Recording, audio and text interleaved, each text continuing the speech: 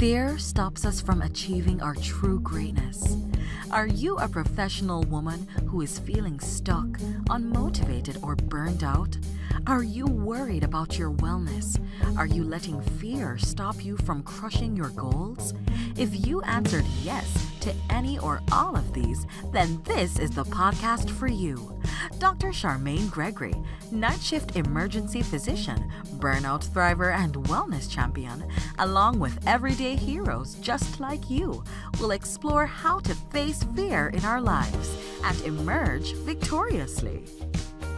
Hey, thanks for checking out this episode. Be sure to click the subscribe button and the notification bell so that you get notified when the next video comes out.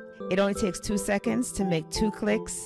So let's do it. Let's get back to the video. Hello, Fearless Freedom family. I am so excited about today's episode. And of course, it is an international episode, right? Because I'm in Guam and our guest is in the mainland. So it's going to be fantastic. So today we have Christopher Howard. He is a dynamic individual who has an amazing story. And I am so excited for him to tell you all about who he is and what he is up to. Take it away. Awesome. Thank you. You're fantastic. And you're in Guam. That's so cool. It's been fun. We love it. We love it here. I bet. Yeah. No, I've lived all over the planet myself. Yeah, so I've been in the personal and professional development industry for 25 years, lived all over, trained, taught all over, trained millions of people, and coaches and trainers, and helped people to break through performance barriers to create breakthrough performance results over the last couple decades. Was blessed to do $100 million of sales of my coaching and my programs around the planet. That's awesome. Congrats. Yeah, thank you.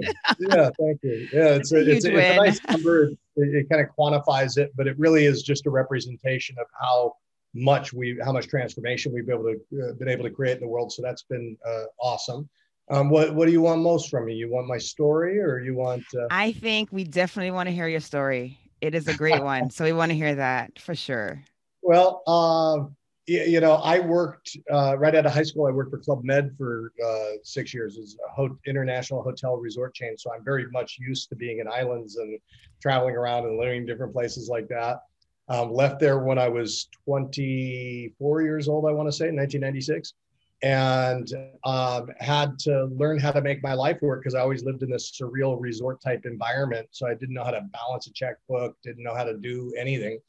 And so I dove into personal development out of desperation more than anything else, and dove into the books. And one of the first books I picked up was Think and Grow Rich, Napoleon Hill, classic. Dale Carnegie's How to Win Friends and Influence People. And, definitely a classic. Right, another classic. And I decided that I would set this trajectory, that I was going to become a speaker, that I was going to become a coach. And I took the number one principle, which is that single-mindedness of purpose, staying one path and staying the course. And I applied that principle in my life, because there were many times that I could have veered off path, but by sticking to the path, I was able to orchestrate eventually turning points in my life where, I went from being $70,000 in debt to making that much a month. And then that turned into oftentimes $1 million events that we were holding every weekend around the world. But I hit, obviously there were many hard times along the path and many tough times. There in the beginning, I hit some really hard times where I was microwaving buckets of water to wash my hair with because I hadn't paid the gas in months. And oh, wow. They had cut the electricity off and I was eating every third day. And so I hit times like that. I hit other times after I built everything and we had done $100 million in sales, I lost it all. And I lost it because I had not paid attention to contract details at one point, and I signed a contract, didn't keep copies of the contracts, and then I had a partner put in place contracts that had never been there. No. And I wasn't vigilant enough, and I didn't see what was happening. And so I lost everything in 2011. I was in a horrible place. And at that point in time, I moved to Bali, grew my hair long, rode my motorcycle through the rainforest jungle paradise. And Oh, nice. yeah, so I'm sure you can relate. So I found myself over there again, but I've had many hard and challenging times along the path, but huge victories as well. You know, there were incredible times where, the first time I went out to London, we had 6,000 people in the room, and signing my books with lines wrapped around the buildings and stuff. There were many times that were emotionally rewarding. Every time I'd have, somebody came up to me and they said, boy, I was in a program with you when I was a kid, and now I'm a best-selling author, or I'm a sports Wow. star, or I'm, or I bought my own island. I mean, I've heard every story. Oh, how often are you hearing that? I bought my own island. Right. So lots of rewarding moments, lots of challenging moments, and certainly many moments where I had to face my fears. Oh my gosh. I would love it if you could go into more detail on what you were feeling before you made that transition where you moved to Bali, because that there had to be like a tremendous amount of internal kind of turmoil or fear that you had to kind of come to grips with in doing something like that.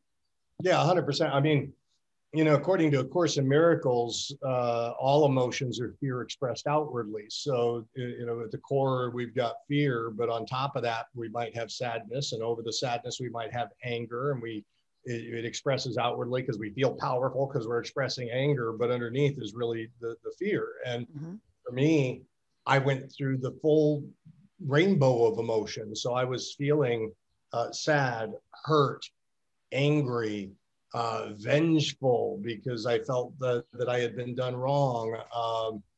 But underneath it all was a fear of the collapse of the system. I was losing everything that I had, and the fear that I wouldn't be able to build it back up again, or the fear. Actually, I don't know that I didn't feel that I wouldn't be able to build it back up again. I did. There were times later that I felt that, but at the time when I lost everything, I was terrified that it was crumbling, that the empire that I had built was crumbling underneath me. And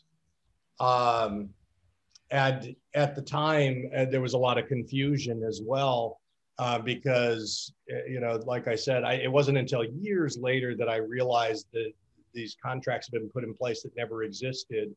Wow. Just before this hostile takeover occurred, and they weren't there really. And so I was very confused because I saw in the marketplace, my company was literally being stripped apart, like liquidated and sold off to competitors and stuff.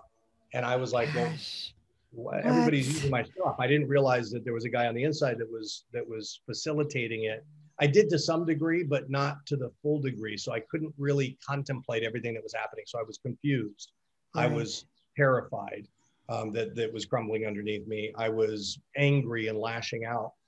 And I remember years before that, probably I think it was in 2006, I had been to Richard Branson's private island, and I had asked him at one point, I said, how do you handle the stress? And we can, stress is just fear. And I said, how do you handle the stress? And he said, I have no stress. He said, if something were to happen to the Virgin companies, if they fell out from underneath me today, I'd just go move to Bali or something. So all this stuff, right? So all this stuff goes down. And I thought, I attempted to keep it together for a while, but I was attempting to control these circumstances. And I really had no control because I had a guy with contracts saying that he was the real owner, and making deals and forging deals behind the scenes. And so I had no control. And I was going through this full gamut of emotions. And after about a year of that, I said, you know what? I'm out of here. I'm moving to Bali. And it was interesting because I went there. I was actually teaching a program in Bali, and I went, and it was so magical that's when I made the decision to just go back and stay, because it was like paradise on earth. And, you could live for a fraction of the cost that you could live at home in the States. And so I went there, and it's interesting because I've had many students over the years, and I was teaching a mastermind out there, teaching people how to build their businesses. And one of my students was a psychologist. And I was in desperate need of somebody to bounce ideas off of. And I remember having a conversation with her at the time, and she said, Chris, maybe, well, at the time I was contemplating the need in my life to let go of my attachment to things, to let go of my attachment to my business, my attachment to my brand, my attachment to everything, because my identity was so wrapped up in the business that the collapse of the business meant the collapse of Chris. And so I knew I had to let go of attachment. She's like, maybe you need to let go of attachment to everything, even the need to be needed. And when she said that, I thought, oh, maybe I do need to take it to that extreme. And so, sometimes we need to break down in order to break through. And I got to that point where my internal world had become so intolerable with the fear, with the anger, with the sadness, the terror, with the need for vengeance. All this stuff became just a world that I couldn't tolerate anymore. And so there was the collapse of the old system. And sometimes we need the collapse of the old to create the new, to have the new emerge. It's kind of alchemical thought, alchemy. You take the lead and you melt it down into nothing before it reemerges as gold. Right. and so literally I decided to let go of everything. And it was actually a really joyous time in my life. Not having responsibilities, being able, like in Bali, you don't need a car, so you don't pay for a car. You don't pay for car insurance. You pay $7 for a moped, a day. And so I had my little moped and I was driving around, and I lived in a hut with a hammock, and that cost $400 a month. And so life became very, very simple, but there was tremendous joy and transcendence in that. And I couldn't keep it up for very long, because after a while I felt like I needed to be doing something again. And so I started an internship out there, had 22 people within 3 months. I made the decision in January of 2013, I believe 2013 was the year, to launch this internship. Within 3 months, I had 22 people living with me, and I rented out this bamboo village. And I was teaching them how to build their own seminar businesses, speaking businesses, and things like that, while they were building mine. So we were building together, and that was magical too, just a magical time. And so we built up there, and then I came back to the US in 2015. And I've been building in a new way, making sure that I'm capturing what gives me joy even more. I never push myself to the point that I used to push myself before, which was the real blessing that emerged from all of that. Because, back in the day before all that went down, I was a human doing rather than a human being. I was pushing. I was in 3 different time zones in a week. I would go teach a program that with long days till midnight for 3 days in a row, jump on a plane, go to another country, jump on another plane, go to another country. And I didn't care about myself, because I thought it was all for the mission. I wanted to put the tools of transformation in the hands of everybody on the planet, wanted to change the world. And I didn't care if I died in the process. And I would even tell people, you asked me back then, are you important? I say, no, I'm not important. What's important is the mission. And the whole concept of putting your own oxygen mask on first just didn't even really get through the blood-brain barrier. It just didn't get in there. And so my awakening, if you will, was an awakening to me and putting myself first, which has really emerged from there. So today I can build and I can create, but I do it with me first in mind, in terms of my well-being, psychological, emotional, and that makes for a much richer life. I can say that much.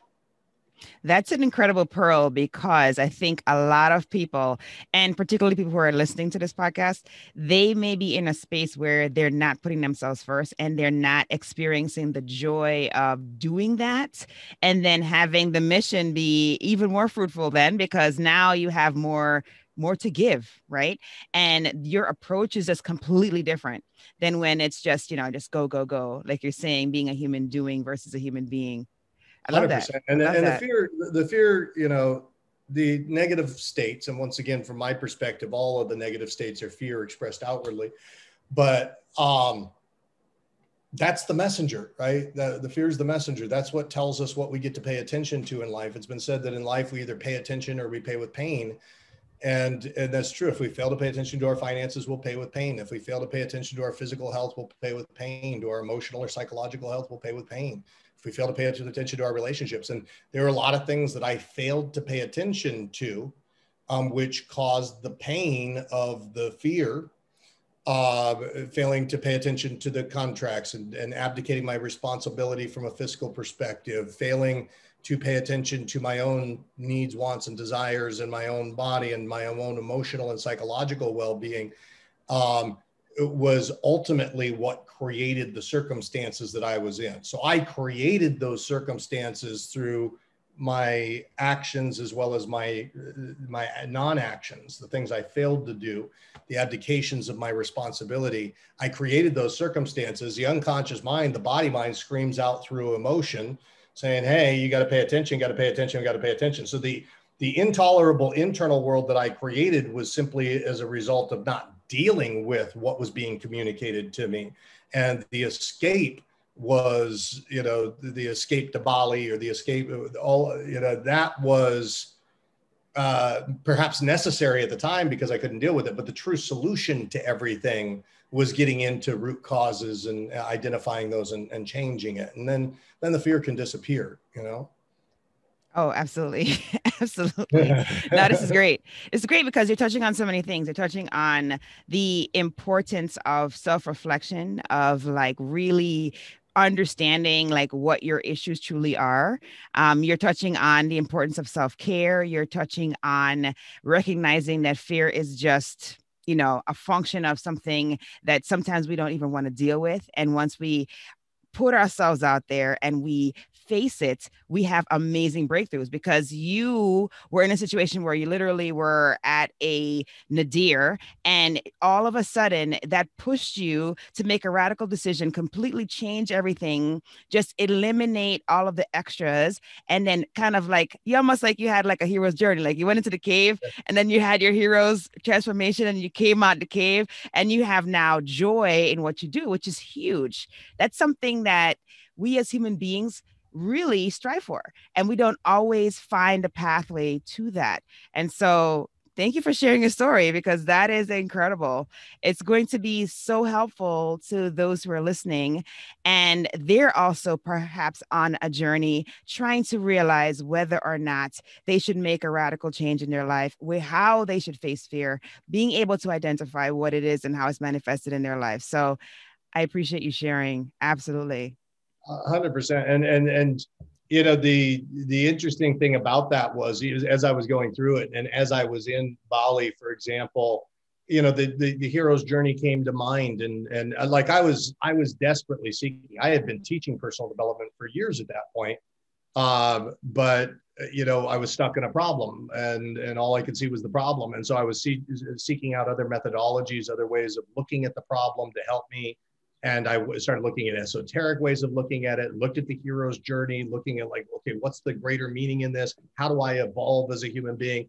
I'll tell you, I had a heck of a time finding it. And it didn't, there were slices of it and slivers of it that I found in Bali. I didn't find all my solutions in Bali.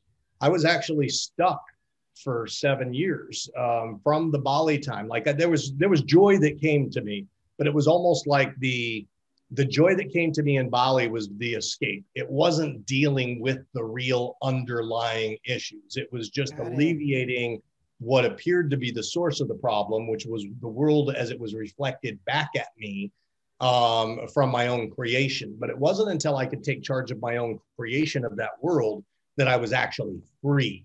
And therein was the biggest lesson. So, when we look at that hero's journey and the hero goes into that dark night of the soul, emerges, right? And rises because they found something. They got, something that they can now take back to the rest of the world and share with them. I didn't know what that something was just from my Bali trip. And it wasn't until it was about 7 years after the loss of my company and at the beginning of 2011. So we're talking 2018, that I was able to really come full circle and complete what I feel I needed to get. I suppose, you know, when we tell the story of our life, we could start it and stop it wherever we want. So Yes. there's lots of micro journeys within it. But really where I found that I got resolution of all the garbage I was holding on to took me a full 7 years. So,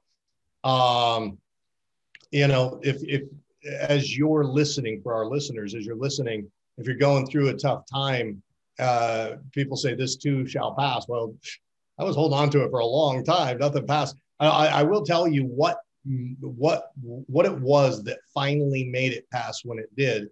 And it was a couple of decisions. One was to take charge of my emotional states on a daily basis, to make sure that I was anchoring myself into states of gratitude and inspiration and enthusiasm and optimism, because ultimately, you know, whether we're on a compelling path in life, whether we've got a big mission or purpose and all those things, or we don't, we can still take charge of how we're feeling on a day-to-day basis. And when I did that, I started to vibrate at a higher level. I started to attract better things.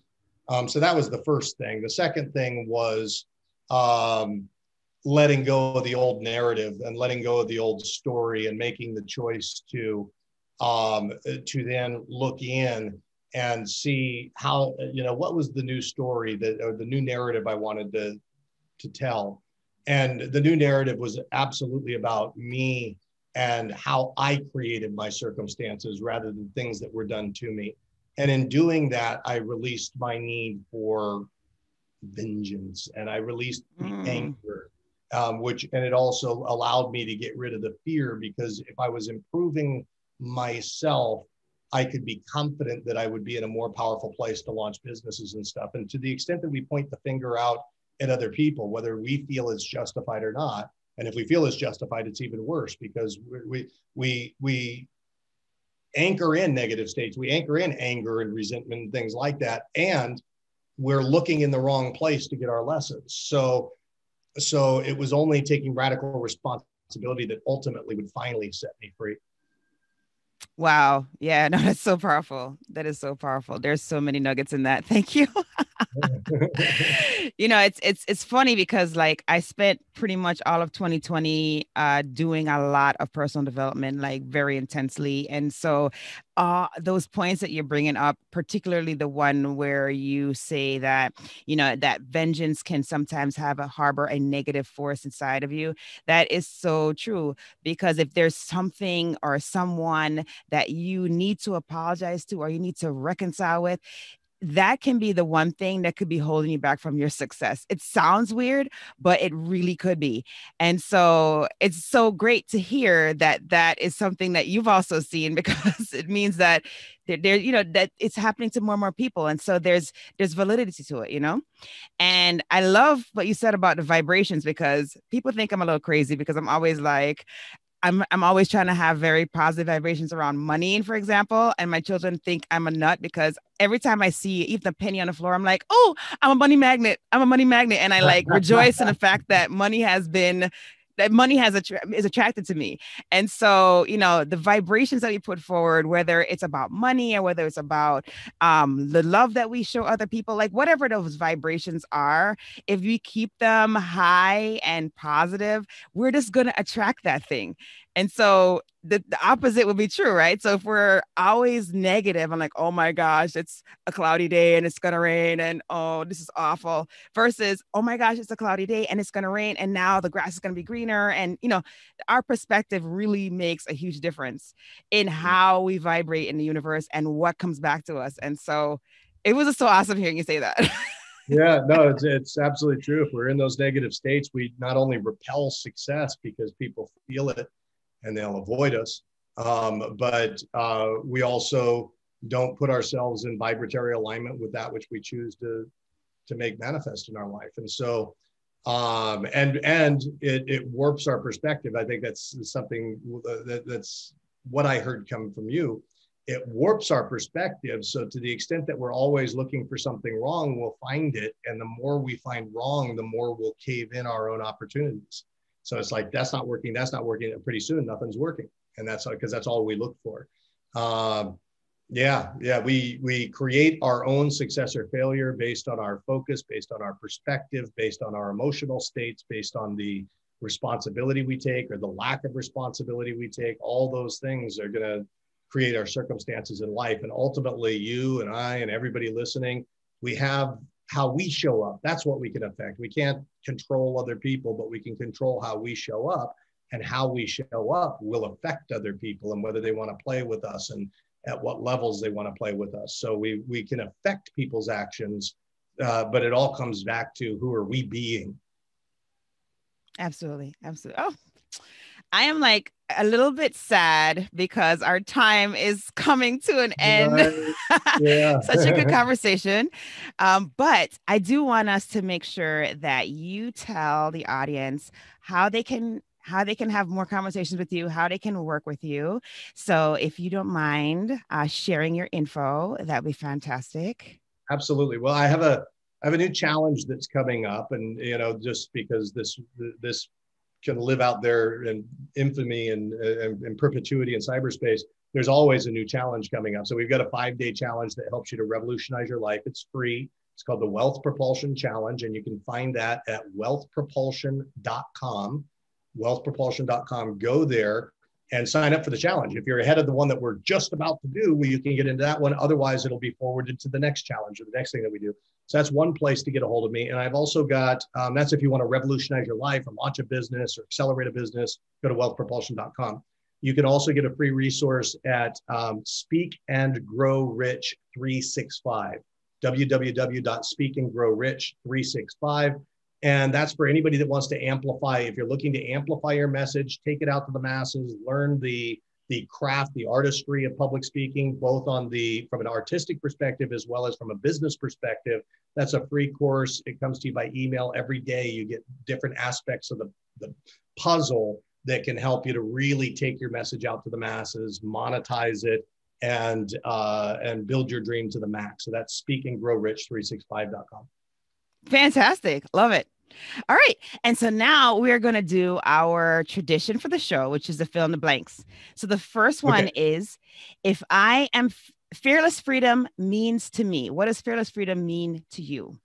Fearless freedom means to me, being free of the tyranny of second causes. And when I say that, what I mean is that typically we'll look out in the world and we'll say, that's the reason I'm not successful. That's the reason that person screwed me over, that person. And as a result, we bottle up these emotions inside of us that keep us prisoners of our own consciousness. So when we take responsibility for what it is that we're creating in our life, it frees us from from the fears that would be bottled up otherwise. And we're totally free to go out and be, do, have, and create everything that we want. Love it. The next one is, if I am fearless, I will. I'm fearless. I will create the mosaic of a life that I choose. And, I think we all have huge dreams, huge aspirations. Many of us cap them, stop really going for what we want. But I believe that your heart's desire and God's will are one and the same. And we're really meant to be following that. And so if I'm fearless, I'll be living the highest divine expression of my life that I possibly can. Awesome. And then last but not least, my battle cry is? My battle cry is, I want to say, make it happen. Hey, that's awesome. Make it happen. Yes, make it happen. Like, stop sitting on your butt, like, get out there and make it happen. I love it. Right. Love it. Love it. Love it. Thank you so much for taking time out of your busy schedule to be on the show. The tribe truly appreciates it, and I appreciate it. And I know that you're going to continue doing awesome things, and I'm just sending you very positive vibrations from Guam. My pleasure. Nice to catch up. Nice to connect with you. Thank you. And blessings to you over there in Guam. Awesome. All right. Thank you for joining me on this episode of Fearless Freedom with Dr. G. Again, I'm Dr. G. And if you like this episode, be sure to subscribe so that you can get notified of when the next episode is going to be. And also, I'll catch you next time. Have a great one. Be strong, be brave, and unleash your greatness.